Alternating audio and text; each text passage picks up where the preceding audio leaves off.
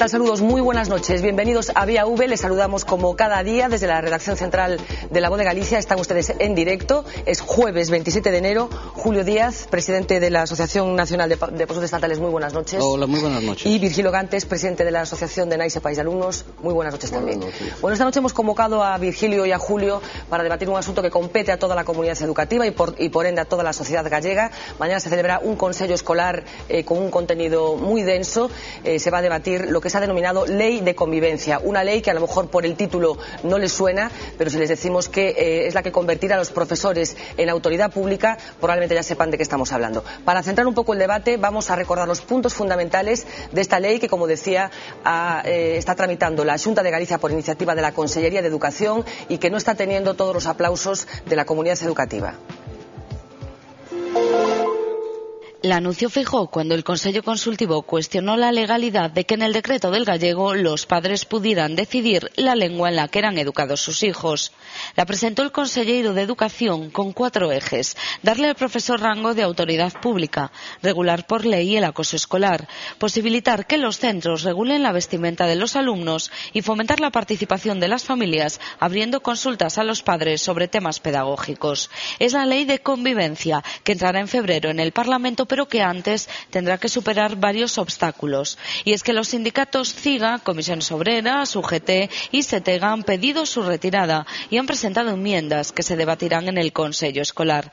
No confían en que haya cambios y creen que sea cual sea el pronunciamiento, la Xunta seguirá adelante. Supostamente con unha lei que quere dar participación á comunidade escolar onde está representada non está de acordo con ela, pero a lei sigue para diante igual, non? É contradictorio, por un lado, decir que a lei non é boa, que non é necesaria ou que non queremos a lei, e por outro lado estar dicindo que é necesario o diálogo para leválo a cabo, non?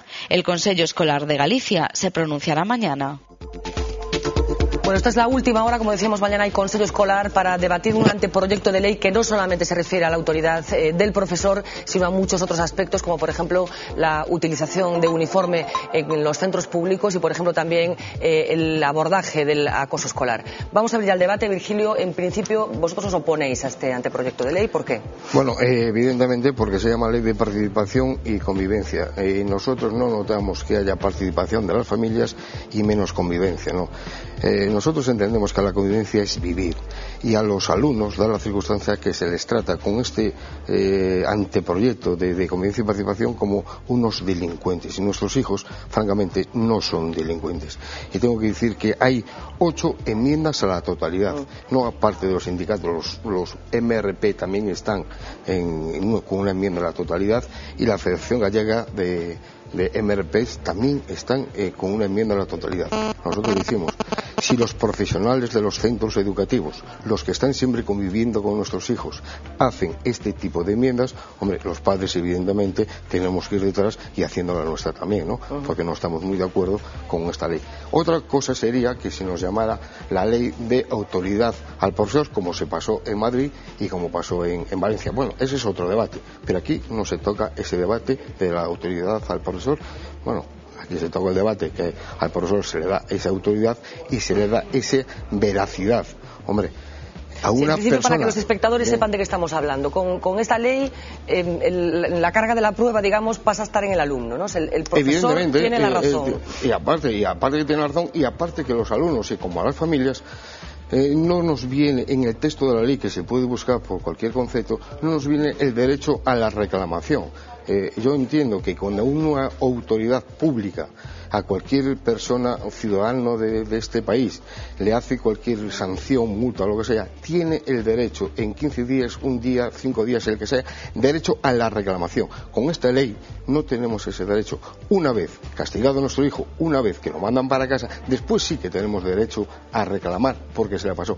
Pero oiga, estamos hablando de educación, no estamos hablando de colegios que sean cárceles ni nada de eso, estamos hablando de educación. Y cuando un niño se porta mal, lo primero que hay que hacer es avisar a la familia, y entre la familia y los tutores de nuestros hijos lo que tenemos que hacer es llevar a ese niño a buen puerto, porque hay que decirlo, los que estamos educando hoy en día serán nuestros políticos en el futuro, serán nuestros carpinteros del futuro, serán nuestros abogados del futuro y serán los arquitectos del futuro. Pero vamos a educarlos en democracia y vamos a educarlos como se merecen, no con una ley tan tajante que ni siquiera se puede mover en los centros educativos. Ellos tienen sus criterios y ellos saben lo que tienen que hacer en los centros educativos. Hombre, dicho esto, también hay que decir que cuando el otro día se reunió el plenario del Consejo Escolar del Observatorio de Convivencia de Galicia, nos ha dicho el consejero que en Galicia hay un 0,27% de expedientes abiertos a alumnos. Un 0,20%. Eso quiere decir que es de cada 400 alumnos hay un expediente abierto. Hombre, si hay un expediente abierto cada 400 alumnos, no entiendo el por qué esta ley tan tajante, ¿no?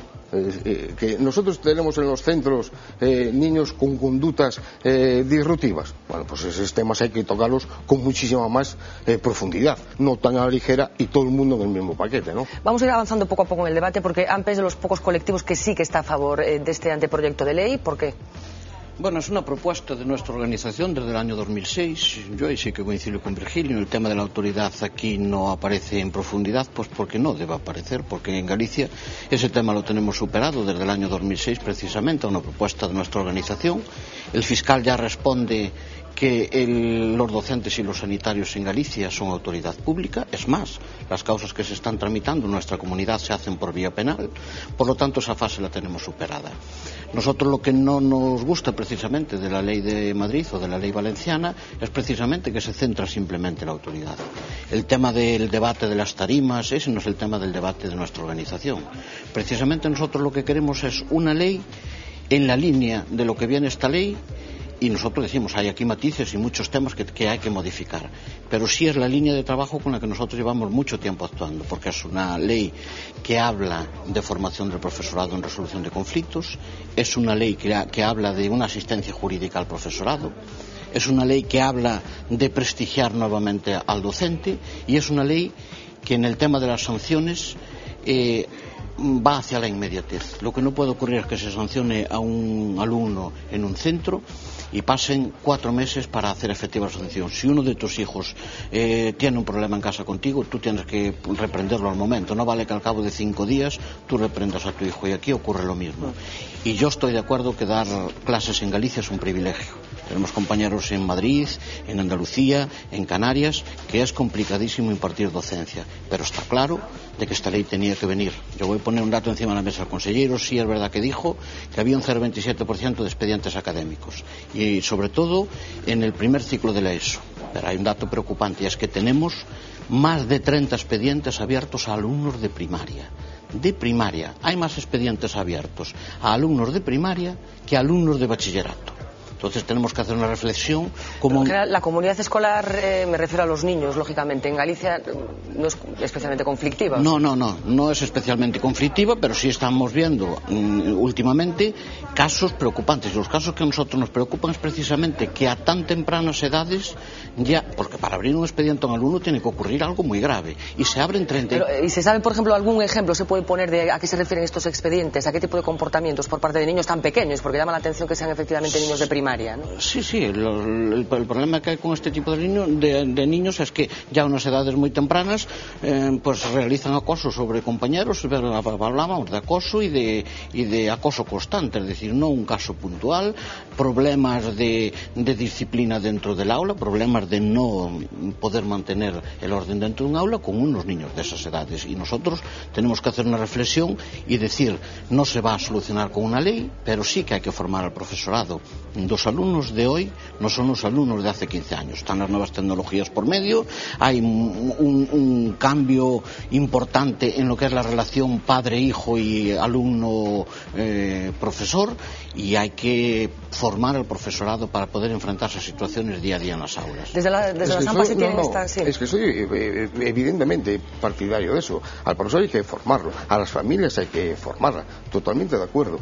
A las familias hay que buscar la participación. Y como dijo ese reportaje, el primer reportaje que para introducir, que acabamos de ver, hombre, parece que va destinado, entiendo yo, que aquí no lo dice el decreto, pero entiendo yo que va destinado única y exclusivamente a la hora de elegir el idioma en los centros educativos, ¿no? Bueno, eso ya viene dado por el trilingüismo, o sea que no tiene por qué hacerse un decreto de tal o una ley de tal índole para hacer lo del idioma en las aulas. Bien, dicho esto, también hay que decir una cosa: la participación de los padres y la formación de los padres y la formación del profesorado, hombre, hay que decir también que en las aulas no puede haber, como en secundaria, 35 alumnos porque los repetidores dan la circunstancia que siguen sin contar. No, hombre, vamos primeramente a hacer un observatorio de convivencia en el centro educativo. Vamos a hacer un buen plan de convivencia en el centro educativo. Vamos a hacer un reglamento de régimen interno en el centro educativo. Y una vez que tengamos todo eso, si no funciona y no da para más, vamos a hacer una ley contundente. Pero vamos a ver que tenemos las armas correspondientes. Vamos a dotar los centros educativos con los orientadores, por ejemplo. Vamos a poner en los centros educativos los educadores sociales. Vamos a poner en los centros educativos los mediadores en conflictos. Vamos a poner en el centro educativo todo lo que hace falta. Y una vez que tengamos todo eso, vayamos a por una ley. Y me hablas de la participación de las familias. Hombre, hay 187 enmiendas al proyecto de ley de... Varias de ellas a la totalidad, ¿no? AMPE solamente tiene una. ¿Sí? Vosotros nada más que tenéis una. Y es precisamente... Participación de los padres. Exactamente. Sí. Y nos decís que no. No. Es más. Perdona. Nos decís a dar cumplimiento a este periodo. Considerarse de xeito especial que las horas de atención a los padres o tutores sean razonablemente compatibles con sus obligaciones laborales. Esto lo queréis anular. O sea que yo pedía... No, pero Virgilio, hay que poner las cosas encima de la mesa. Aquí está. Sí, y sabes que porque tú estabas allí, se transaccionó en el Observatorio de Convivencia y precisamente no podemos... Transaccionó. Yo no estoy hablando del observatorio. Y tú sabes porque estás... Estoy hablando del Consejo. Yo te voy a pedir que me dejes contestar. Pero perdona, déjame dar mi explicación y pues me contestas. Yo estoy hablando del Consejo Escolar de Galicia, no estoy hablando del Observatorio de Convivencia. Porque para que el Observatorio de Convivencia funcione, tú tienes que darte cuenta que primeramente lo que tiene que funcionar es el Observatorio de Convivencia de los centros educativos. 2, el Observatorio de Convivencia provincial. Y 3, con los informes del Observatorio de Convivencia de los centros y con el informe del Observatorio de Convivencia provincial, el Observatorio de Convivencia de Galicia tiene que emitir un informe de cómo está la situación en las aulas de nuestros centros educativos, cómo está la educación en nuestros centros educativos. Eso es lo que funciona en el Observatorio de Convivencia. O sea que lo que pasó en el Observatorio de Convivencia, que se transaccionaron el otro, francamente, claro, yo que estuve allí y los sindicatos a buena lógica se levantaron porque aquello no era para debatir ni era nada. Bueno, vamos a ir un poco al meollo porque probablemente la gente se pierda con los organismos. Un segundo nada más. Esto está en una enmienda a Consejo Escolar de Galicia. Bueno, pues esto vosotros decís que si yo tengo un problema laboral que no puedo acceder al colegio a las 6 de la tarde, vosotros no me atendéis.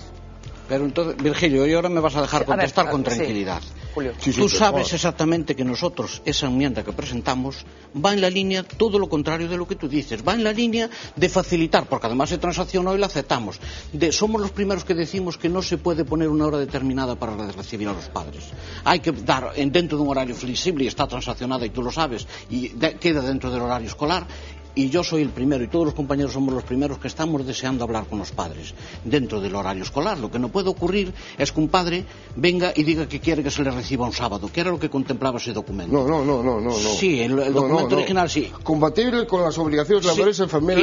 Y no ponía nada. Y nosotros decimos, tenemos un horario como tiene todo el mundo, y decimos, dentro del horario escolar, vamos a facilitar que los padres vengan a hablar con nosotros cuando quieran. Y quiero hacer un paréntesis con respecto a lo que dices a nivel de organizaciones sindicales. Mira, hay un problema gordísimo con toda la legislación que se está promulgando últimamente. Yo tuve una entrevista con los 3 grupos parlamentarios, los compañeros de AMPE, asistimos a 3 entrevistas con los grupos parlamentarios y detectamos desde el mes de septiembre que hay un interés político importantísimo en que esto no vaya para adelante. y se está haciendo política desde la educación y desde la sanidad, y craso error. ¿Pero es una acusación que se dirige a organizaciones como las APAS, por ejemplo? Me refiero en general, es decir, lo que no puede ocurrir, yo que llevo meses de negociación desde el año 94 y sé todo lo que se hizo en el bipartito y en anteriores gobiernos, me refiero a todos en general. Para levantarse de una mesa sectorial tenía que ser un hecho muy, muy grave, y se está en una dinámica últimamente que vamos a una reunión y nos levantamos, vamos a una reunión y nos levantamos, vamos a una reunión y nos levantamos. Y lo que estamos viendo, los que llevamos muchísimo tiempo negociando, es que no hay interés de negociación. Claro, lo que pasa es que esa oposición a la que usted se refiere vincula de hecho a sindicatos que podrían tener efectivamente una deriva ideológica, pero también a otro tipo de colectivos, como es el caso de los padres, que tampoco están de acuerdo con esta ley, ¿no, Virgilio? No, bueno, es que no hay estamos con esta ley. Una asociación de padres que sí está de acuerdo. Sí, hay que poner las cosas con claridad encima de la mesa. Evidentemente que puede haber incluso en la asociación a la que yo pertenezco, puede estar mucha gente de acuerdo con esta ley, pero bueno, en líneas generales, como se hizo reuniones con todas las APAs, y como así lo hicimos con todo en la Coruña, Lugo, Río y Pontevedra, que yo soy el presidente de la Coruña, Lugo, Río y Pontevedra, pues en líneas generales no estamos de acuerdo con esta ley, no por lo que dice esta ley, sino por la poca participación que tenemos las familias. Es que no nos dan ningún tipo de participación. Nosotros queremos participar en los consejos escolares de los centros, nosotros queremos participar en el plan de convivencia del centro, y nosotros queremos participar en la confección del reglamento y régimen interno del centro. No nos dan esa participación. Aquí queda muy... Y nos dicen constantemente, es que eso ya irá en el decreto, eso ya irá en la orden. Bueno, pues una vez desarrollado los decretos y órdenes de la ley y autoridad del profesor de Madrid y Valencia, bueno, que no lo desarrollen aquí del mismo modo, ¿eh? Bueno, porque vamos a entrar un poco en detalles, un apunte, porque vamos a entrar en detalles concretos de lo que plantea la ley. Mira, yo en eso sí que coincido con Virgilio, es decir, yo hay una cosa que no me gusta de esta ley, y es que una ley, y eso lo sabe Virgilio, no puede tener toda esta cantidad de texto. Una ley tiene que ser algo más concreto, algo más conciso, quedar muy abierto, y tiene que ser...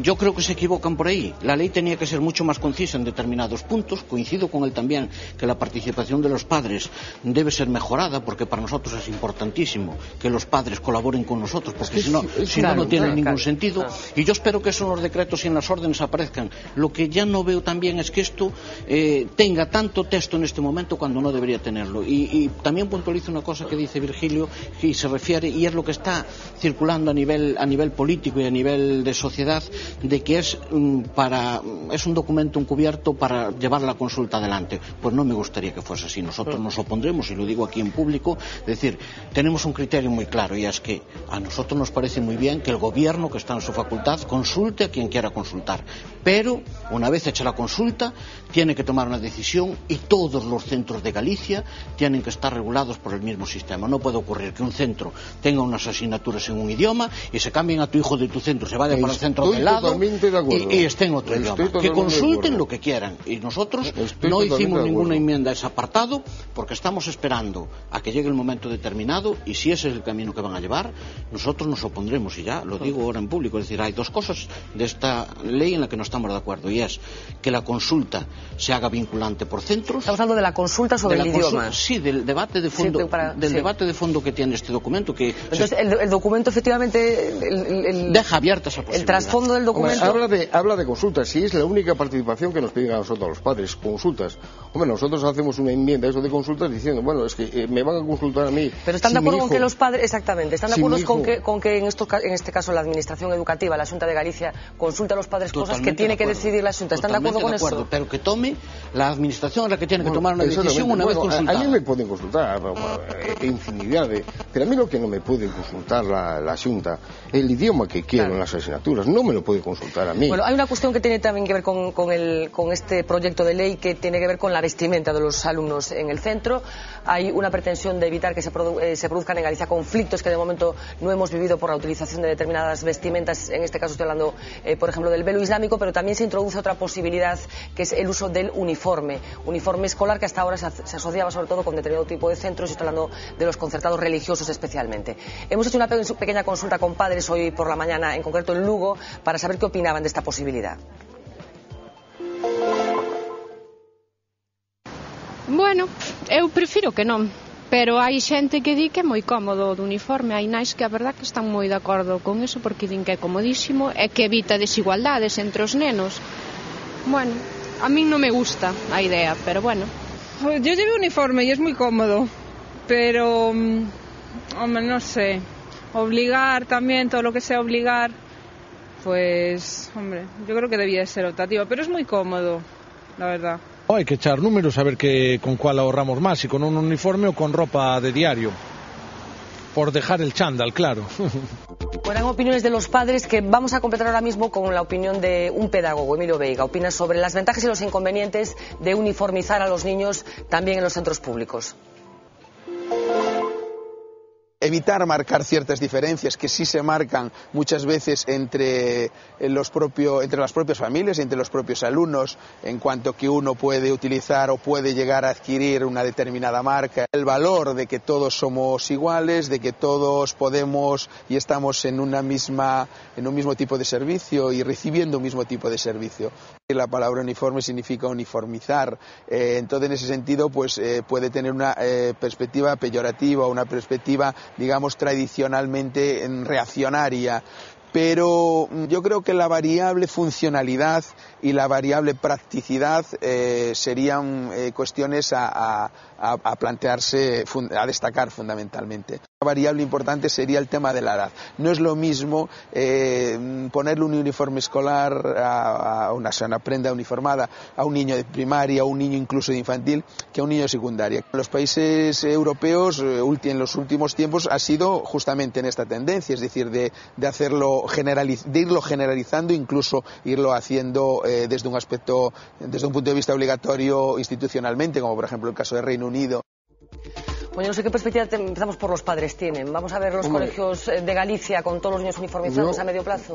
No sé, eso son decisiones del Consejo Escolar, evidentemente, y de las APAs, de las asociaciones de padres y madres en cada centro que lo piden. Pero bueno, todo eso, esas deliberaciones no pueden ser nunca vinculantes.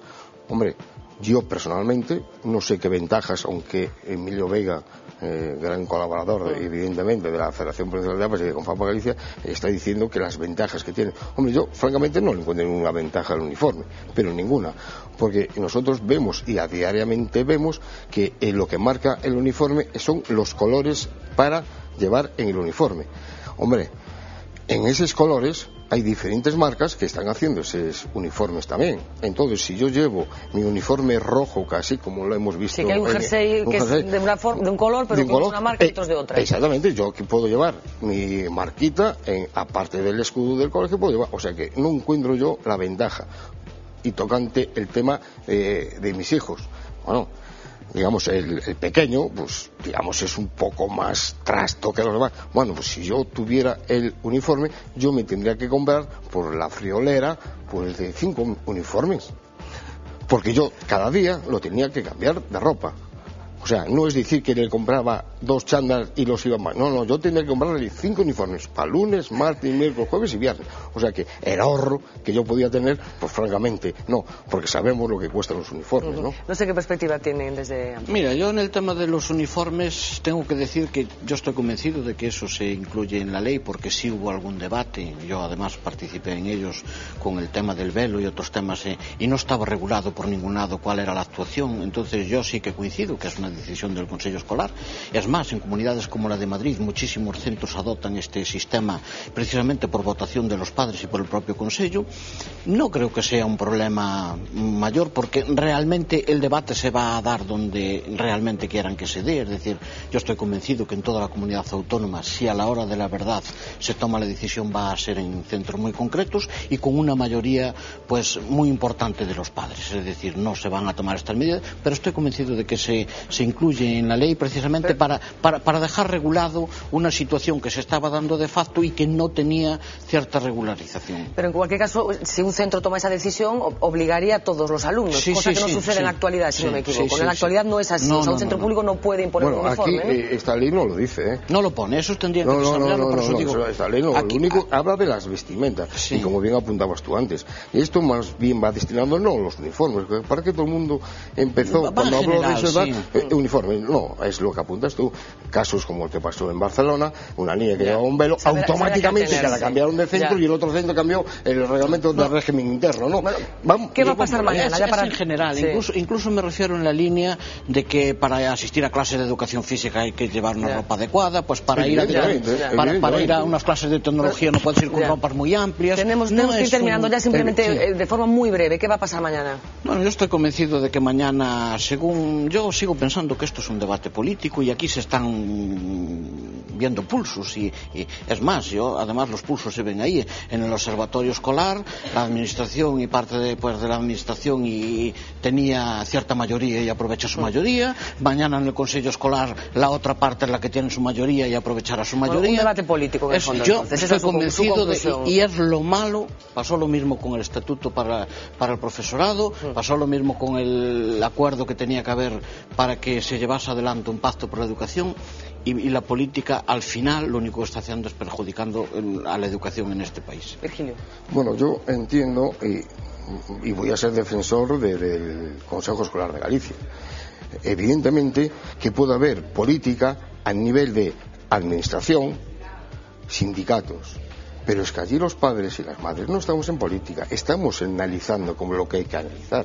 Y las personas de prestigio reconocido, que son también bastantes, analizan lo que tienen que analizar.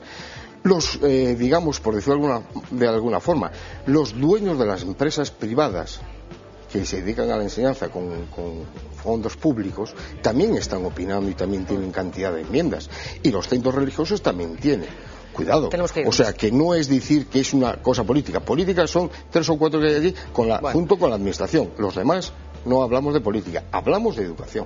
Bueno, tenemos que marcharnos. Julio, seguro que tendremos ocasión de recuperar este debate y desde luego estaremos muy pendientes de lo que suceda mañana en ese Consejo Escolar de Galicia. Virgilio, Julio, muchísimas gracias por acompañarnos esta noche, por arrojar luz sobre este anteproyecto de ley de convivencia que, como decía, nos compete a todos. Unos minutitos de publicidad y regresamos con la mesa de actualidad para hablar inicialmente de pensiones.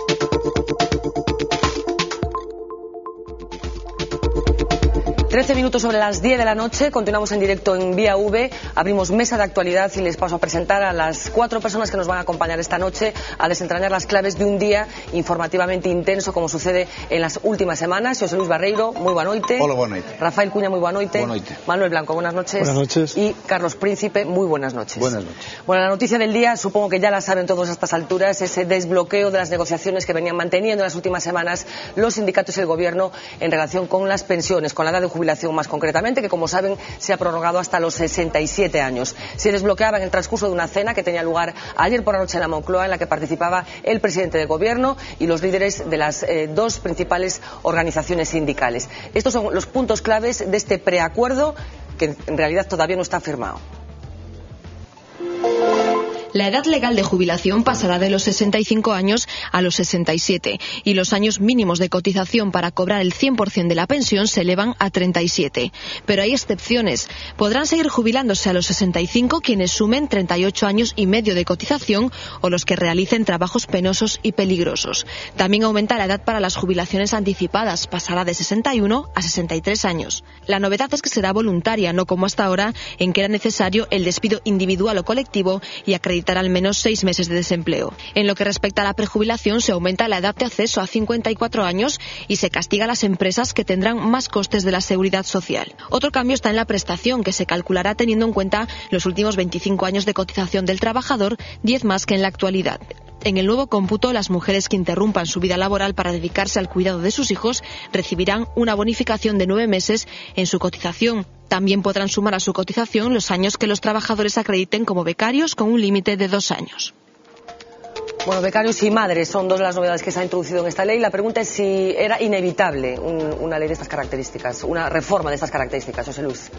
Bueno, sí, eu creo que era unha reforma inevitable. Claro, a única duda que me queda a min é a seguinte: o goberno dou unhas cifras ao principio, eran 41 anos de cotización para xubilacións anticipadas e algunhas outras ideas que se sacrificaron en parte ao obxectivo razonable de conseguir un acordo. Eu creo que o goberno debería cuantificar eso, é dicir, se el creía que para ter un modelo de pensións axustado dentro de 20 anos era necesario subir ao 41, vamos, cotizar 41 anos para xubilarse anticipadamente, en que lle afecta a aquel modelo o feito de baixar eso en 3 anos? Eso tenno que explicar, porque senón sí que estamos enredando, non? Calquera destas modificacións eu creo que son razonables, sobre todo as da flexibilidade. Aquí faláramos unha vez dese asunto, e a idea de que a xubilación ten que ser flexible, que non son igual todas as profesións, que non é o mismo xubilarse de cantante de tangos que de minero, salvo que tamén un minero cante, soy minero. Bueno, pois eso era moi razonable, pero como que estamos falando de algo moi serio, que é se garantiza con todo este sistema o futuro das pensións do día de mañán, e máis de pensións dignas, é dicir, supoñemos que pensións un pouco máis elevadas das que hai agora, máis igualitarias, etc., en que afectou a ese obxectivo a cena de onte a noite?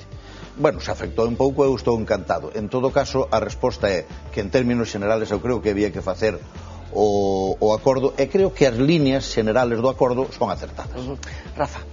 Pois comparto basicamente a opinión de Xosé Luis, porque non, se o goberno consideraba que o criterio necesario eran 41 anos, ao final van a ser 38,5, parece ser que ao empezar a negociación ofrecía 39, os sindicatos daban 38, era unha especie de mercadeo medio persa, pois non sabemos como vai afectar ao futuro. O que está claro é que para que estas condicións se poidan cumplir, o primeiro que ten que haber é traballo, que a xente poida chegar a cotizar, porque se non cotizamos, o que está claro é que a maior parte da xente da miña xeración vai ter moi difícil poder acceder á pensión máxima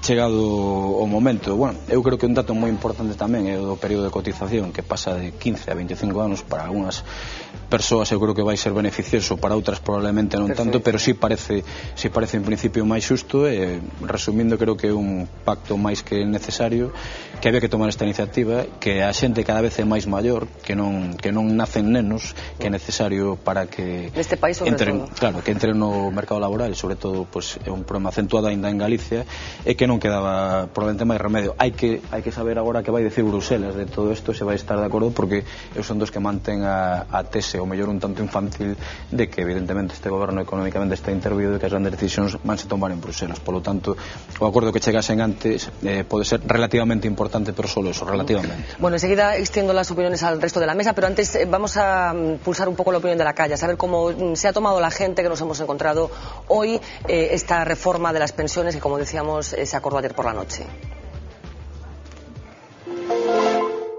Cando se firma algo sin o consentimento dos traballadores, sin contar con eles, sin contar ca sociedade ni ca clase traballadora, para mí non vale. Yo creo que ya llega bastante tener que cotizar 35 años. Entonces, todo el mundo se queja, pero nadie quiere poner de su parte, y eso tampoco puede ser. Me parece bien, es que es necesario, porque si no se cotiza, luego el día de mañana no se puede cobrar. Porque son muchos años de cotización. Eso tiene que aplicarse a los políticos, el cuento. Al paso al que vamos a tener que trabajar en una silla de ruedas o en muletas. Que hoy en día la gente encuentra trabajo más tarde. Cotizar esa serie de años es bastante complicado. Es muy difícil empezar a trabajar como antiguamente, a los 18 y 20 años. La gente a partir de hasta los 30 años no empezará a trabajar, con lo cual va a ser imposible llegar a 38 años. Con lo cual viviremos pues con la pensión mínima todo. Para la gente de nuestra generación ya no cobran ni Dios la pensión. Los grandes sindicatos sabemos que siempre tienen dinero y donaciones del gobierno. Ya no hay idealismos puros. Los sindicatos hoy en día están sobornados. Es que a mí los sindicatos me parecen igual de ladrones que los políticos, así de claro. Me imagino que cuando las cosas estén un poco mejor, pues tendrá que volverse atrás todo esto.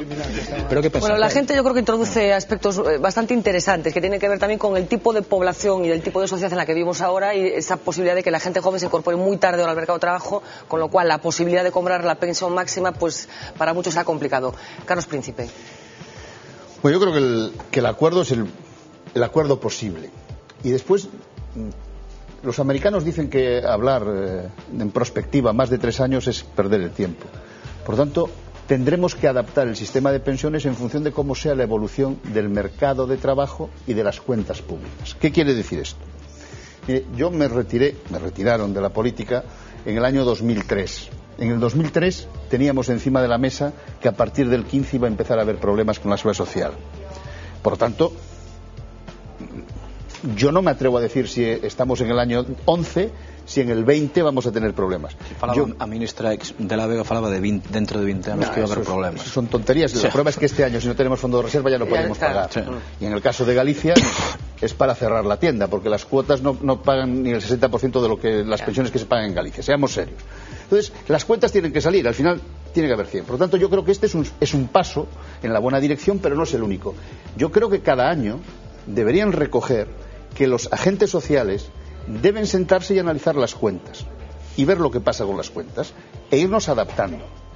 Si hay años de bonanza, podemos hacer peto. Y después, yo no estoy de acuerdo, me parece un error financiar el sistema de pensiones sobre la base del trabajo. ¿Por qué las rentas de capital no financian las pensiones? ¿Por qué penalizamos el factor trabajo? Porque las cuentas de la seguridad social, lo que se está pagando es la cuota que pagamos, la parte patronal, pero que va sobre el trabajo. Al final es el factor trabajo. De las rentas de capital, de lo que un señor se lleva de dividendos, ¿por qué una parte de los dividendos de las empresas no ayudan también a hacer peto para pagar las pensiones? Porque si no hacemos eso, habrá una injusticia histórica con la generación de nuestros hijos. Yo tengo 54 años.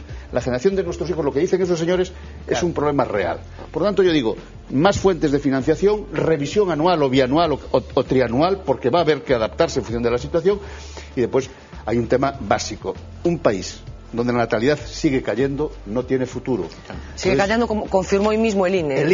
Yo como soy pediatra digo, yo en este caso estoy impresionante. Yo en este caso estoy de acuerdo con lo que dice Carlos, ¿no? Realmente el modelo, el sistema actual de pensiones precisa de cambios mucho más profundos. Y yo voy a introducir 2 o 3 datos sobre esto que yo creo que van a abundar. En el año 70 había en España 4 trabajadores por cada pensionista. Hoy la proporción es de 2,60 trabajadores por cada pensionista, y se calcula que en menos de 10 años habrá ya más jubilados que trabajadores. De seguir esta evolución del mercado laboral, que efectivamente no está claro que vaya a seguir por esta línea, pero el declive demográfico en el que estamos sumidos nos lleva a pensar eso. Por tanto, da la sensación de que el modelo precisa de cambios mucho más profundos de los que se acaba de introducir, sencillamente por un factor.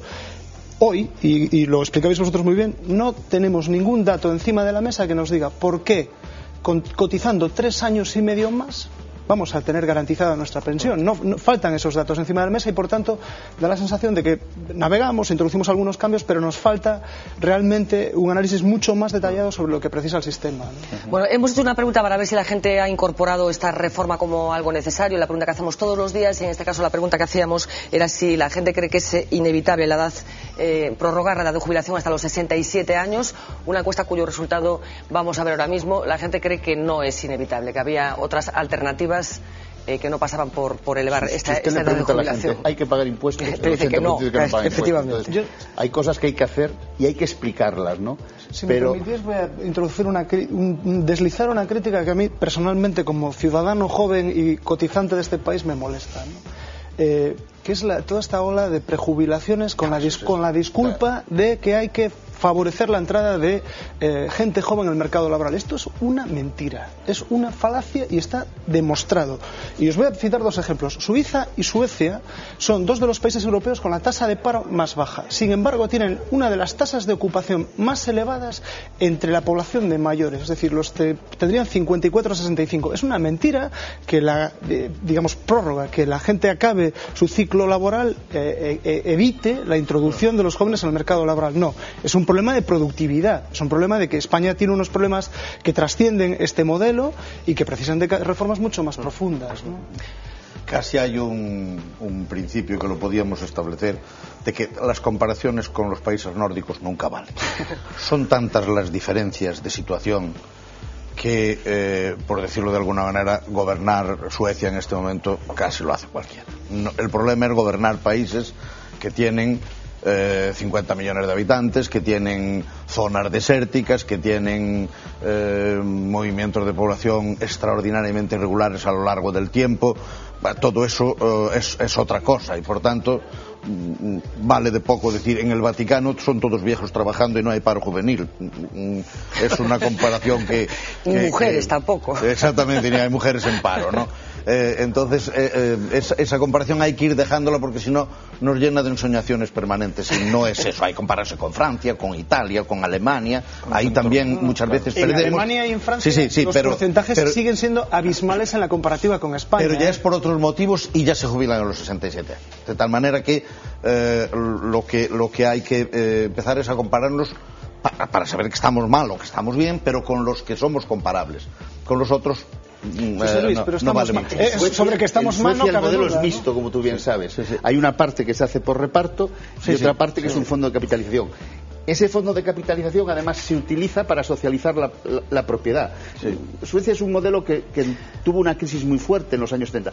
La primera crisis bancaria que tuvo Europa es Suecia, y Suecia lo resolvió de una forma inteligente, que es crear el banco malo. Todos los activos perjudicados fueron a un banco, transitoriamente se nacionalizó y después, al cabo de 5 años, se privatizó. Y yo creo que algunas cosas se pueden aprender de Suecia. No, se puede aprender, pero la comparación para decir ellos lo hacen y nosotros no, solo provoca frustración. Yo quería decir algunas cosas que me parece que deberían de cortarse en el discurso tópico de la gente. Vamos a ver.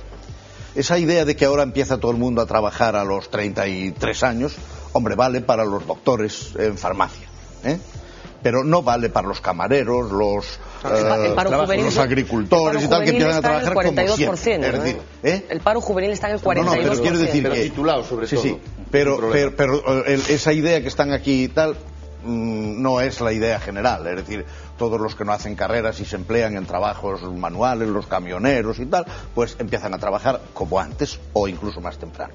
Segunda idea, incluso en los sistemas de estudios ahora se está haciendo una cosa que no se hacía antes, que es, por ejemplo, una parte importante de las becas de posgrado y todo esto están convertidas en contratos de trabajo que cotizan a la Seguridad Social. Es decir, un estudiante puede salir puede terminar sus estudios, tener 4, 5 años, 6 años cotizados a la Seguridad Social. Los becarios, a ver cuándo en los tiempos de Carlos y mío te hablaban de eso, eran ni siquiera los MIR sí, nos explotaban, nos pagaban 10.000 pesetas, pero nos pagaban de alta pero ya con la carrera terminada y tal. Sí, con la carrera terminada. Entonces eso se está cambiando mucho y a eso es a lo que hay que aspirar. Es decir, una persona puede no tener un trabajo en el estricto sentido de lo que hemos llamado hasta ahora trabajo, pero puede estar afiliado a la Seguridad Social.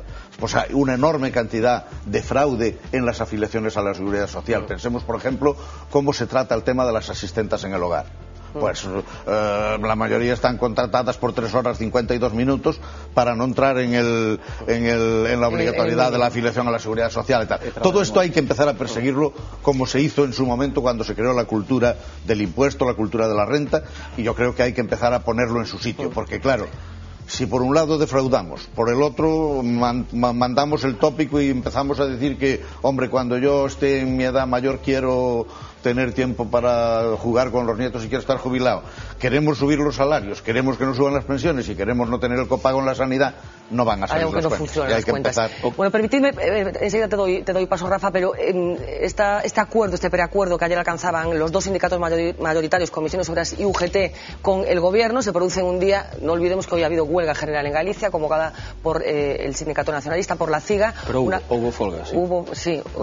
Convocada estaba, y en algunas ciudades como Vigo, Carlos nos contará si efectivamente el ambiente era así, parece que el seguimiento fue un poco mayor que en el resto de las ciudades. Vamos a recordar un poco la crónica de esta jornada, como decíamos, de huelga general. La masiva participación en las manifestaciones convocadas por la CIGA en las principales ciudades gallegas en contra de la reforma de las pensiones contrasta con el bajo índice de seguimiento de los diferentes sectores en esta huelga general. El termómetro referencia de la central sindical estaba situado en Vigo, donde solo el metal y algunos servicios públicos secundaron el paro. Puntos a priori calientes, como Citroën, el puerto, la banca o los grandes centros comerciales, funcionaron a pleno rendimiento ante la presencia de piquetes y también de un fuerte dispositivo policial. No faltaron los reproches verbales. ¿Dónde vale? Pablo. ¡Sinvergüenza! Y también incidentes puntuales de quema de contenedores, neumáticos o cajeros, que se saldaron con 8 detenidos en Vigo. Por lo demás, la normalidad definió esta jornada de huelga, cuyo respaldo mayoritario vino de la mano del naval. Nós estamos satisfeitos dos resultados. Hai un paro moi importante en todo o que ten que ver co transporte público e a limpeza e a recollida de lixo no sector industrial. El día reivindicativo de la CIGA vino marcado por la negociación y posterior acuerdo acuerdo entre los sindicatos mayoritarios y el Gobierno. Unha traición aos intereses da maioría social que, dende logo, o Bloque Nacionalista Galego non está disposto a aceptar, ¿no? Pero el pensionazo no evitó que los niños fueran al colegio, que las cafeterías sirviesen café o que los comercios abriesen las puertas a su hora. Solo algunos prefirieron evitar males mayores al paso de los manifestantes.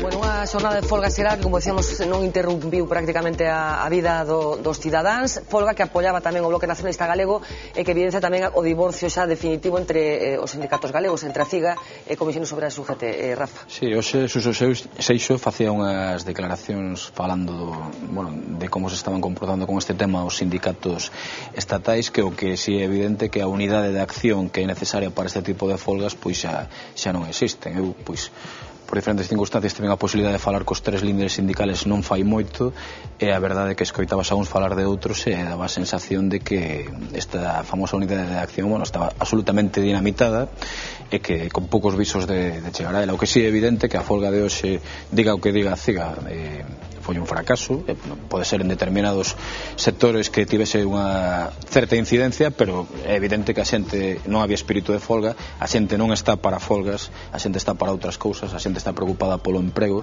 a xente está preocupada polas pensións. Era unha folga preventiva sobre un acordo que se estaba tomando estes días, que precisamente, claro, que onte a noite parece ser que se pechou o acordo para fastidiar a CIGA, que se vai firmar aínda o día 1 de febreiro. Entón, este tipo de folgas preventivas é o BNG. Creo que, digamos, de cara ao seu electorado, ao mellor non lle quedaba máis remedio, pero políticamente estará a mesa de acordo conmigo que non pintaba absolutamente nada esta folga, e o BNG apoiou porque a tiña que apoiar, pero porque a tiña que facer políticamente delante do seu electorado máis que por convencemento, creo, non? En Vigo se notó algo, Carlos? No. Se notó la manifestación, pero el resto no, salvo que al lado de mi casa fue el chisme el cajero del Pastor, que casi quemaron, ¿no? Pero bueno, no hubo más follones. Mi hija fue normalmente al colegio, volvió normalmente en el autobús, o sea, no, la gente normal. Yo fui a comprar, en fin, no vi nada extraño. Falaban de 50.000 personas así, digo, no sé. Claro. Si ellos son felices, dejémoslos ser felices. Se consideran que fue un éxito. Yo estoy en una época de mi vida que si la gente es feliz y ellos creen que es un éxito, feliz. A mí lo que sí me preocupa, como militante de izquierdas, militante socialista, es si esta radicalización del sector nacionalista, que es nuestro socio fundamental, nos va a venir bien electoralmente. Yo veo al bloque, es decir, con Beiras el bloque hacía mucho ruido, pero Beiras es un tipo moderado, sabíamos que no iba a hacer no iba a nacionalizar nada, no íbamos a ir a las barricadas, ¿no? Nacionaliza por eso nos pegó el sorpaso. Pero me da impresión de que los que dirigen ahora el bloque, con todo mi respeto, que es una decisión de ellos y tal, son el sector más radical, y convocar una huelga general y tal en una situación como esta es bastante delicado. Entonces yo me temo, lo que me preocupa a mí es, ¿el electorado nacionalista está entendiendo este mensaje o no? ¿O hay un divorcio, una disociación? Porque de cara a las municipales, como se produzca esa disociación, los pactos de izquierda nos vamos al carajo. Entonces es lo que me preocupa a mí hoy de la huelga, y además en un tema en que vamos a confrontar, porque a partir de ahora el bloque va a estar dándonos con la cachiporra en la cabeza todos los días. ¿Y cómo hacemos la campaña electoral de mayo? No sé si me explico. Tenemos un problema de discurso político. Ti sabes mellor que a min que están precisamente falando en esos parámetros dentro do PSOE si conven ou non os pactos reeditar pactos bipartitos co BNG. Pero para que discuten cosas aritméticamente non queda máis remedio. Mira, yo los defendía y me echaron a mí, y los que defendían lo contrario, que son Paco Vázquez y el amigo Abel, siguen. Bueno, vamos a seguir hablando del segundo asunto del día, lleva siéndolo desde hace ya unos pocos días, que es el de las cajas, el futuro de Nova Caixa Galicia. Como saben, a principios de semana el Ministerio de Economía despanzurraba las previsiones que se había hecho aquí la gente en Galicia, anunciando esas nuevas condiciones que se le impondrán a las cajas de ahorros, y particularmente incluida también la nueva caja fusionada aquí en Galicia. Hoy ha hablado Pachi Vázquez y ha dejado claro cuál es la posición del PSDG. Siguen la línea marcada por el PSOE desde Madrid. Entidades que non cumplan requisitos de capitalización non resolven os problemas dos ciudadanos. Los socialistas gallegos asumen el argumentario del partido y se arman de razones que sostengan su discurso. Que faga chegar o diñeiro a todos aqueles homes e mulleres deste país que necesitan dinamizar as súas economías. Una afirmación sobre la que pesan ciertas dudas. ¿Fluirá el crédito entre particulares y empresas gallegas si el centro de gestión está fuera de la comunidad? Eso é un tema que van a definir os mercados. O sea, eu que creo é que hai un modelo financiero donde hai bancos como Banco Pastor que está trabajando muy bien para este país. Pachi Vázquez pone en duda la viabilidad de la Caja Gallega y a la vez pide a la Xunta que participe de la capitalización si el riesgo es bajo. Si a necesidad fose unha necesidad de capitalización prudente, que non alterase gravemente as contas da Xunta de Galicia, pero que pudese influir a un modelo de apoio ao sistema, eu creo que debíamos apoiarlos. Y no es el único mensaje que le manda Feijóo. Vázquez pide al presidente autonómico que comparezca urgentemente y que lidere la capitalización de la Caja impuesta por el gobierno central. Pues sorprenden las dudas que ahora de repente las saltan a Pachi Vázquez sobre la situación financiera de la Caja cuando hace una semana no las tenía, ¿no? A mí el discurso que transmitió me pareció temerario. Me parece temerario, independientemente de que cualquiera pueda tener sus consideraciones sobre el estado actual de la Caja.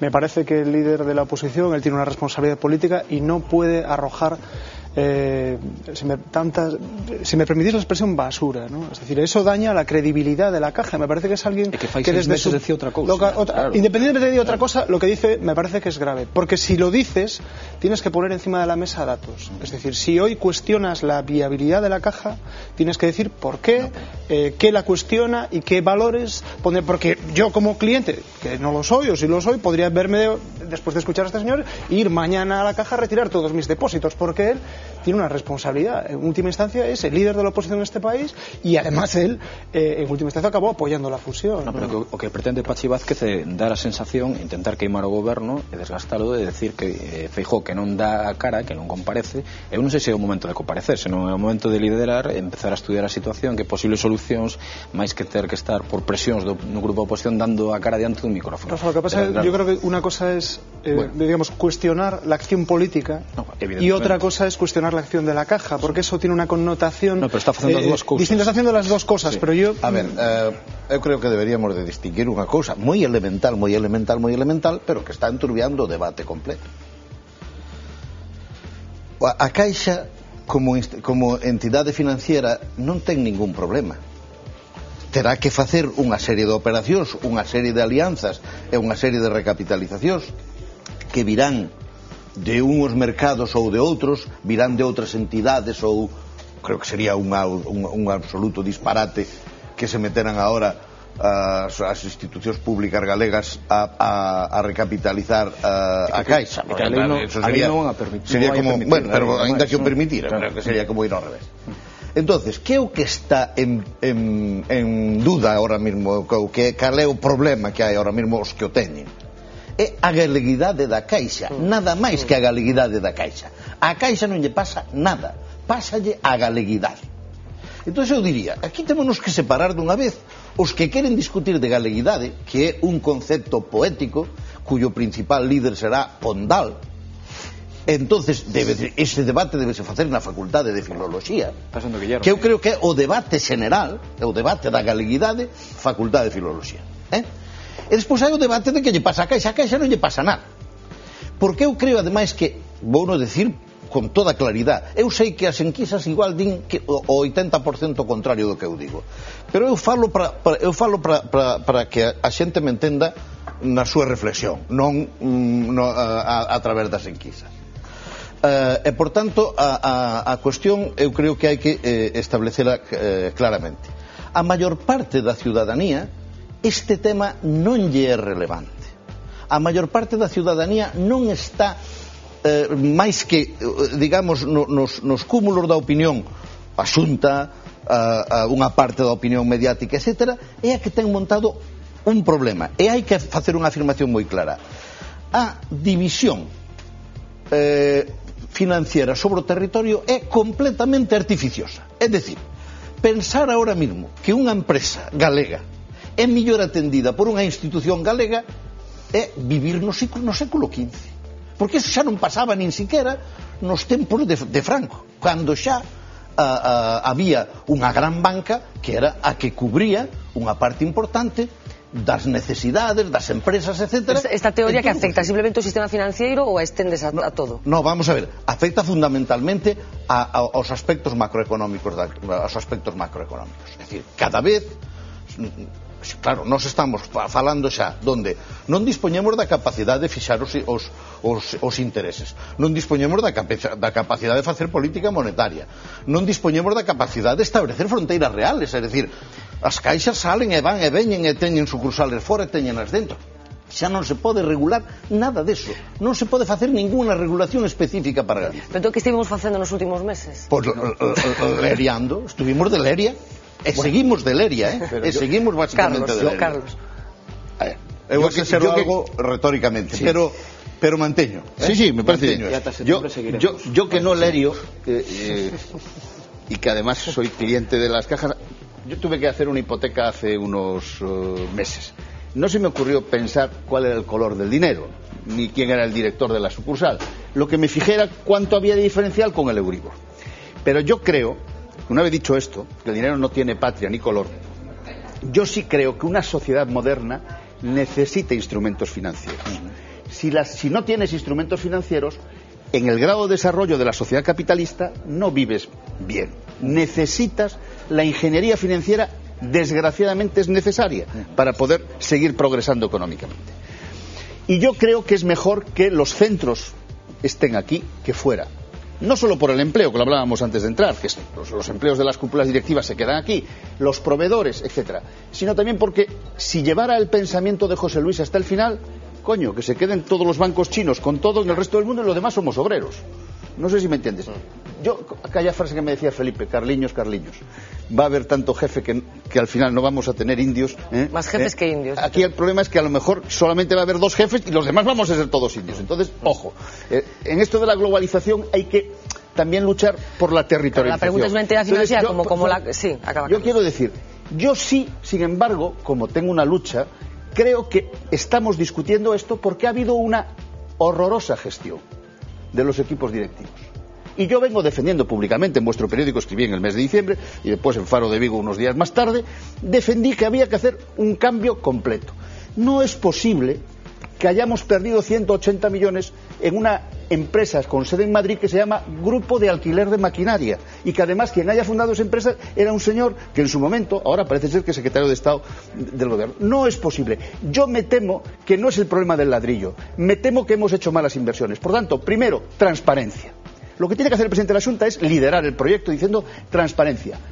Sepamos los números. Y 2, apostar porque en la solución caja. A mí me da lo mismo que se llame caja, que se llame banco, que se capitalice con obligaciones o con participaciones. Me da exactamente igual. Yo ahora ponía un ejemplo. El Banco Espíritu Santo portugués acaba de ofrecer en el mes de diciembre participaciones a mínima de 6.000 euros al 8,5, pagando antes de dividendos. Hay formas que permitirían capitalizar si somos capaces de hacerlas. Pero hay que saber de verdad, de una vez, cuál es el agujero. Y yo creo que aquí este es el problema. No estamos en un sistema que solamente 2, 3, 4 personas saben de verdad la mierda que hay debajo de la alfombra. Y este es el problema. Levantemos. Y yo por eso defiendo al gobierno. Si queremos que haya crédito barato, porque ahora el problema es que no está habiendo crédito porque el dinero que le hemos dado 1.200 millones del FROP. ¿Y a dónde se ha ido? Prestado, le hemos prestado. Bueno, le hemos prestado, pero bueno, ha habido una transferencia dineraria, ha llegado, ese dinero no lo ha notado la pequeña y mediana empresa del Naval de Vigo o de La Coruña o de Ferrol, ni de la construcción de la LIG, ni del textil de la LIG. ¿Por qué? Porque están en este momento tapando sus agujeros, tapando sus vergüenzas. Entonces, como tienen vergüenzas, yo creo que hay que hacer cambio y saber las vergüenzas que hay. Oiga, y si yo me equivoco, cuando yo me he equivocado en política, los ciudadanos me han puesto en la calle. O si no, los dirigentes de mi partido. Y si me equivoco como médico, la gente no va a mi consulta. Pues aquí los que se han equivocado tienen que pagar su peaje como todos en la vida normal. No puede haber doble regla. Lo que no puede hacer el gobierno español es seguir metiendo dinero. Y si se hace nacionalización, por supuesto que también fuera. Bueno, hay una noticia de esta tarde que tiene que ver con la conversión de la Casa Catalana en banco, que se va a llamar CaixaBank. Yo no sé si, según tu teoría, la Casa Catalana no tuvo ninguna influencia en el desarrollo de la sociedad y la economía catalanas. No, vamos a ver. Porque la Caja Catalana tiene una enorme capacidad de captación de recursos, tiene una enorme capacidad de intervención en su propia economía y está bien gestionada. Tiene una magnífica gestión y tiene una red general extendida por toda España, que es, por ejemplo, en Andalucía, el banco más grande de Andalucía. Es decir, la entidad que tiene mayor ahorro andaluz en este momento es la Caixa Catalana. Bueno, claro, eso es otra cosa. Estamos hablando de otra cosa. Yo no estoy hablando de si le va bien a los catalanes tener una entidad o no. Lo que estoy diciendo es que si la entidad no se tiene a sí misma, el país no la puede aguantar. Eso es lo que quiero decir. Hay que depurar. Nada más que porque la galeguidad ¿de qué consiste? En que ellos lo hacen mal y nosotros ponemos la pasta para que no se vayan. Eso es bueno, me falta Rafa por escuchar, pero porque a mí me gusta la catalanidad de la Caixa, que por cierto no tiene ningún problema. Se convierte en banco y le importa a nadie nada. Ahora en la Caixa Catalana va a haber dueños, va a haber capital. Curiosamente se convierte en banco 4 días después del anuncio de la ministra de Economía, curiosamente, ¿no? Me falta Rafa, perdóname Rafa, antes que nada estamos hablando de estructuras financieras y de modelo financiero, pero estamos hablando también de política. Es muy interesante hacer un seguimiento de cuáles han sido las posiciones de los dos partidos mayoritarios, sobre todo en este proceso, en relación con la fusión de las cajas gallegas y en relación con lo que va a suceder a partir de ahora. Vamos a hacer un pequeño recordatorio de cómo han sido un poco las estrategias de Partido Popular y Partido Socialista.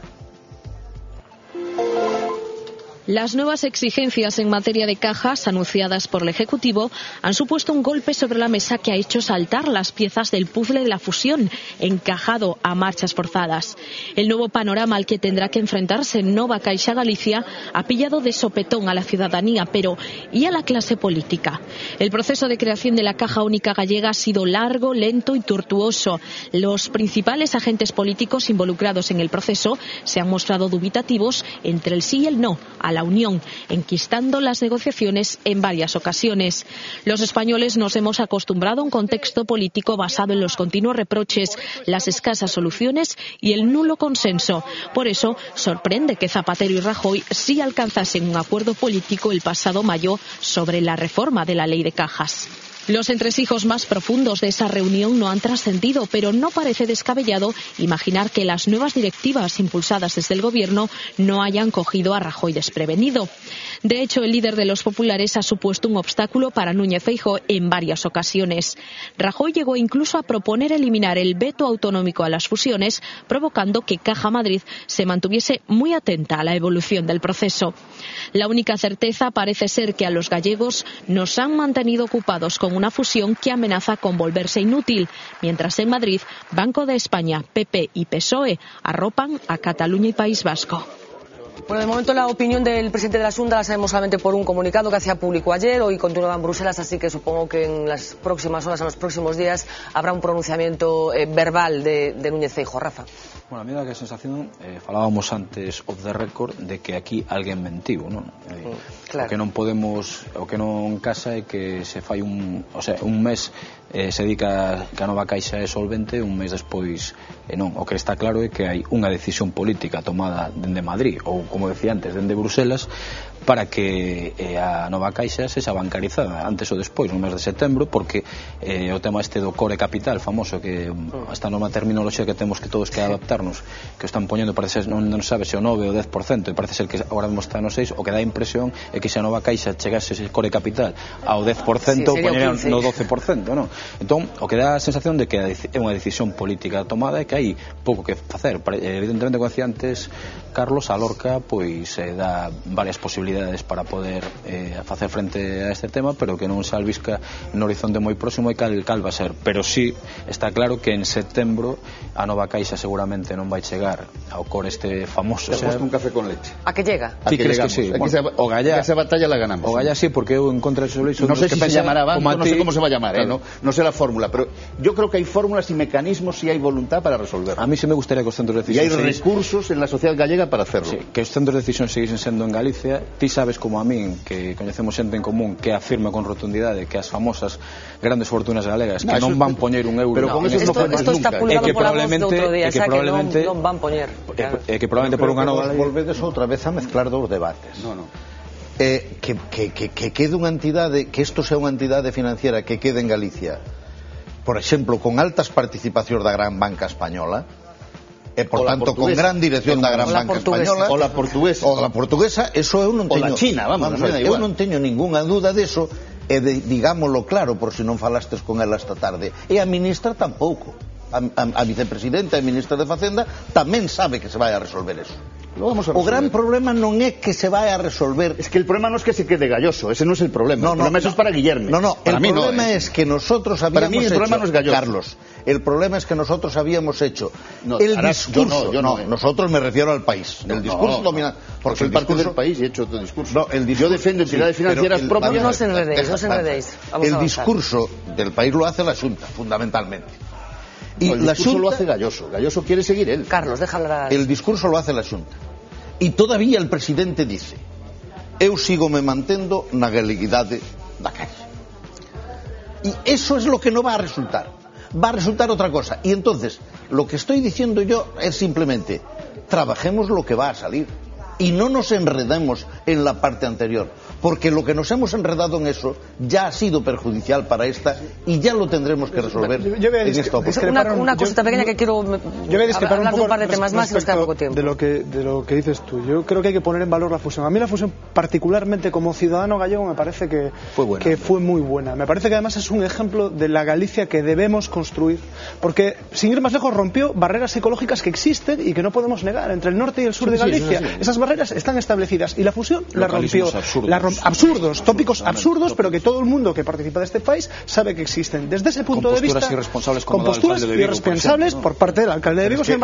Pero solo un inciso, no me puedo. Vamos a ver, resolvieron el problema que habían creado. Vigo y Coruña no se odian, se enfrentaban las dos cajas, no se enfrentaba Vigo con Coruña. Han resuelto el problema que habían generado. Los edificios enfrentados. Pero no podemos negar que existe. Entonces fusionemos también el Celta con el Deportivo. Claro, ¿por qué no? Pues porque hay una rivalidad futbolística que mantener. Unas veces sí y otras veces no. Los sentimientos no tienen nada que ver con los negocios. Con los negocios. Hablamos de dinero. Acabamos la teoría, que quiero hablar de política. Dinero que nos iban a quitar de las manos. Lo del Celta y el Deportivo no lo echéis en... No lo echéis en... Yo creo que la fusión hay que ponerla en valor. Yo creo que la fusión hay que ponerla en valor y insisto y comparto con ellos que tener los centros de decisión aquí, pilotados por ejecutivos gallegos, que los tenemos y muy buenos, sería muy positivo para nuestro país. Yo de eso estoy convencido. Y que los centros de decisión sigan aquí en Galicia. Sí, bueno, vamos a introducir un último asunto en esta noche tan apretada de asuntos, que tiene que ver con la sucesión del presidente del gobierno. Por parte del Partido Socialista parece que se ha asumido ya que ese sucesor va a ser Alfredo Pérez Rubalcaba. Hoy varios periódicos, en concreto de Cataluña, apuntaban a esta posibilidad y establecían una especie de calendario que pasaba por varios hitos, el primero de los cuales se produciría después del verano, cuando Zapatero anunciaría que efectivamente Rubalcaba va a ser el candidato a las próximas elecciones generales. En octubre, precisa. Varios periódicos del ámbito nacional se hacían hoy eco de que el futuro de Zapatero como líder del Partido Socialista Español podría tener los días contados. La noticia pasaría por ser un nuevo rumor, de no ser porque las fuentes que apuntan a un cambio de liderazgo proceden de dentro de la propia organización. Parece ser que un alto cargo del PSOE ha decidido romper el silencio imperante en este asunto y no solo se ha atrevido a vaticinar la renuncia de Zapatero, sino que ha asegurado que será Rubalcaba el cabeza de lista que concurra a las próximas generales. Alfredo Pérez Rubalcaba ya ejerce en la práctica como algo más que un ministro del Interior. Sus comparecencias en el Congreso de los Diputados son atentamente estudiadas desde la otra mitad del hemiciclo, y es que en el PP parecen estar también convencidos de que Rubalcaba será el rival a batir en las urnas. Difícil cometido tendrá Rubalcaba si atendemos a las encuestas. Las reformas que Zapatero deja como legado al partido tintan de negro el panorama electoral de los socialistas, que intuyen una derrota aplastante. Pero desde Ferraz tienen claro que la casi segura derrota allanará el camino hacia la catarsis de órganos y liderazgo del partido. Todo apunta a que la misión de Rubalcaba será la de ejercer de cabeza de turco para que en 2016 los socialistas lleguen con opciones. Un futuro en el que Carme Chacón parece que tendrá el rodaje suficiente para uparse como el número 1 de la organización. Hasta el 20. Bueno, yo no sé si hablar con tantos años vista de una posible candidata pues tiene algún sentido. Carlos, ¿qué nos puedes contar que no sepamos? Me llamaron ustedes el día que hicieron un gobierno y aposté aquí con Manuel Lago, viejo compañero de la LFR conmigo, de que la cosa estaba hecha. Yo creo que va a ser Rubalcaba, creo que vamos a perder, pero vamos a perder con dignidad. Y yo no creo que los alcaldes y alcaldesas, los candidatos, no creo que sean capaces de... No vamos a poder aguantar, el partido no va a poder aguantar hasta el 22 de mayo sin que Zapatero diga que se va. ¿Por qué? Porque si el PP tiene la campaña hecha, nos va a hacer un Zapatero no. Entonces es darles un arma estúpida y estar en el mejor... Pero ¿tú crees que tendría que haber elecciones anticipadas? anticipar un poco las elecciones? Yo defendí que hubiera elecciones dentro del partido, yo defendí que hubiera elecciones anticipadas ya ahora, en enero o febrero, palmarlas y ganar las municipales y autonómicas de mayo, pero no me hicieron caso. Con lo cual ahora ya no se pueden anticipar por calendario. Pero yo creo que antes del 22 de mayo Zapatero va a comunicar al partido y a la sociedad española que él ya no será el candidato. No sé si nombraremos a Rubalcaba, haremos primarias, no sé, me da igual. Pero vamos, que la cosa se va a hacer porque es insostenible. Es decir, es como un médico. Si un médico se equivoca, no sabe diagnosticar la neumonía, ni la meningitis, ni la diarrea, pues al final me cambian de médico, se me van a la consulta de enfrente. No sé si me entiendes. Esto no tiene arreglo. Pois teño que suscribir o que di Carlos. Eu son dos que pensa que sería bo incluso para o Partido Socialista as eleccións anticipadas, aínda que parece que agora, como hai en maio, que xa non é posible. Eu creo que o Partido Popular tenlle que dar exactamente igual quen sexa o candidato. Probablemente as enquisas din que sería mellor prácticamente calquera que Zapatero. Zapatero, o que si nos ten acostumbrados é que a dar sorpresas, non? A dar bandazos. Parece ser que a decisión política está tomada. Eu pareceme moito fiar en política falar de 2016 xa de Carme Chacón. Eso son tonterías. Esto contigo que son tonterías. Y ya me imagino quién dijo la tontería, porque estas cosas solamente las puede decir un iluso que cree que va a ser secretario general. Eu que auguro unha Mójate, Carlos. Eu que auguro unha longa travesía do deserto para o Partido Socialista, porque evidentemente este goberno en concreto demostrou que probablemente sexa o peor goberno da historia da democracia recente española, ¿no? El que se equivocó más. O que máis se equivocou. Manuel y José Luis, pero dejadme que primero que vayamos a la primera, vamos a despacharla esa primera página de La Voz de Galicia de mañana, con un titular que parecía evidente en función de cómo ha ido la actualidad. Para cobrar la pensión íntegra a los 65 habrá que cotizar 38,5 años. El gobierno y los sindicatos acuerdan que el periodo de cálculo de la pensión suba progresivamente de 15 a 25 años y que el retiro anticipado sea a los 63. La foto de primera para la huelga general convocada por la CIGA, baja incidencia de la huelga de la CIGA, y destaco otro titular más: el tráfico multará por ir a más de 135 en las autopistas. Son, como decía, algunos de los titulares de la primera de mañana. Manuel, un apunte sobre perspectivas electorales. Yo coincido con Carlos y con Rafa, que Zapatero es un candidato amortizado, ¿no? Y desde ese punto de vista veo lógico buscar un nuevo candidato. Rubalcaba pues probablemente sea ahora mismo el principal activo que pueda tener y a él no le apetece, seguro yo que él lo va a hacer. Este sí que lo hace por militancia. El partido. Yo quería introducir un matiz. Carlos lo dice que va a perder el PSOE. Yo es que con esta actitud diletante que tiene el PP, como se recupere un poco la economía, y intuyo que puede caer algo de basura, si me permites la expresión. La economía no se va a recuperar. Probablemente no, pero rápidamente. Eu se escribí un artículo explicando por que Zapatero non se iba a presentar hai un mes. Creo que a propia actitude de Zapatero e a propia forma en que o goberno afrontou a crisis ahora mismo dá un dato que todo o mundo conoce: Zapatero non vai ser candidato.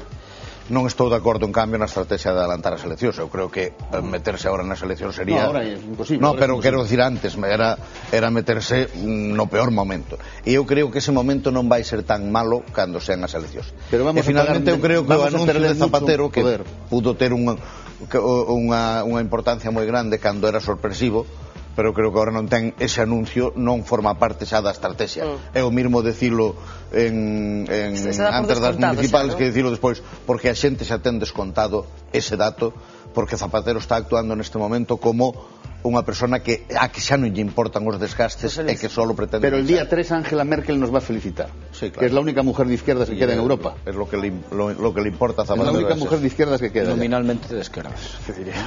Bueno, pues tenemos que marcharnos, una pena. Teníamos muchas más cosas sobre la mesa. José Luis, Rafa, Manuel, yo me quedé sin contar lo del Congreso de Orense, otro día os lo cuento. Bueno, y una cosa de Cortizo que otro día nos lo cuentas también, sí, creo, ¿no? Eso era. Bueno, pues nos quedamos pendientes de esto que nos ibas a contar. Tenemos que despedirnos hasta el lunes a partir de las 10 menos 20, que volveremos a estar con todos ustedes. Les dejo con las noticias del día. Sean muy felices.